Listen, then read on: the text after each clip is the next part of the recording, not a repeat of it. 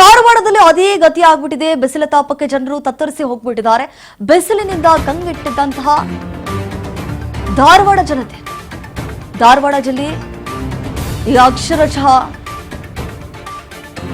ಬಿಸಿಲಿನಿಂದ ಕೂಡಿಬಿಟ್ಟಿದೆ. ಅಲ್ಲಿರುವಂತಹ ಜನರು ಕಂಗೆಟ್ಟು ಹೋಗ್ಬಿಟ್ಟಿದ್ದಾರೆ. ಧಾರವಾಡದ ಜಿಲ್ಲಾಸ್ಪತ್ರೆಯಲ್ಲಿ ವಿಶೇಷ ಕೊಠಡಿ ವ್ಯವಸ್ಥೆಯನ್ನ ಮಾಡಿಕೊಟ್ಟಿದ್ದಾರೆ.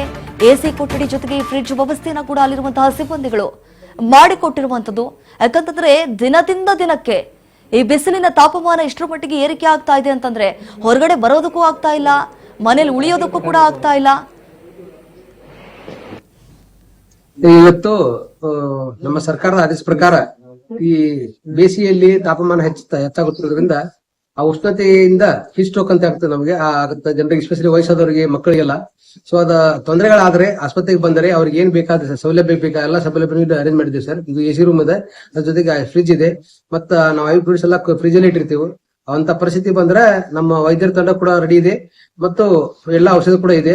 ಆಮೇಲೆ ಇದು ಆಗಲೇ ನಮ್ಮ ಲಾಸ್ಟ್ ಮೊನ್ನೆ ಜಿಲ್ಲಾಧಿಕಾರಿ ಕೂಡ ಫೋನ್ ಮಾಡಿ ಇದನ್ನೆಲ್ಲ ರೆಡಿ ಮಾಡ್ಕೊಂಡು ಅಂತ ಹೇಳಿದಾರೆ ಸರ್. ಪ್ರಕಾರ ಮಾಡ್ತೇವೆ ಸರ್. ಸರ್, ಈಗ ಈ ಬಿಸಿಲಿನಿಂದ ನಿರ್ಜಲೀಕರಣ ಆಗದಂತೆ ಜನರಿಗೆಲ್ಲ ಯಾವ ಸೂಚನೆ ಕೊಡ್ತೀರಿ ಸರ್? ನಿರ್ಜಲೀಕರಣ ಆಗುವಂತ ಮ್ಯಾಲಿನ ಮೇಲೆ ನೀರು ಕುಡ್ಬೇಕು ಸರ್. ಜೊತೆಗೆ ನಮ್ಮ ವೆಜಿಟೇಬಲ್ಸ್, ಹಣ್ಣು ಹಂಪಲ, ಆಮೇಲೆ ನಮ್ಮ ಸೌತೆಕಾಯಿ ಇರ್ಬೋದು ಅಥವಾ ಪಪ್ಪಾಯ ಇರ್ಬೋದು ಅಥವಾ ಬೇರೆ ಹಣ್ಣುಗಳಿದಾವಲ್ಲ, ಕಲ್ಲಂಗಡಿ ಇರ್ಬೋದು, ಇಂಥ ಹಣ್ಣುಗಳನ್ನ ಜಾಸ್ತಿ ತಿನ್ಕೊಂಡು ಆದಷ್ಟು ನೀರು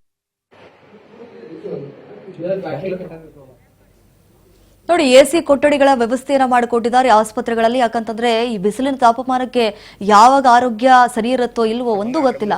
ಹಾಗಾಗಿ ಆ ರೀತಿಯಾಗಿ ಆಗ್ಬಾರ್ದು ಅನ್ನುವಂತಹ ಕಾರಣಕ್ಕಾಗಿ ಆಸ್ಪತ್ರೆಯ ಸಿಬ್ಬಂದಿಗಳು ಒಂದು ಒಳ್ಳೆ ಕೆಲಸ ಮಾಡ್ತಿದ್ದಾರೆ. ಮುಂಜಾಗ್ರತೆ ಕ್ರಮಗಳಾಗಿ ಈ ಬೆಡ್ಗಳ ವ್ಯವಸ್ಥೆಯನ್ನ ಕೂಡ ಮಾಡಿಕೊಡ್ತಾ ಇದ್ದಾರೆ ಅನ್ನುವಂತಹ ಮಾಹಿತಿ ಸಿಕ್ಕಿದೆ.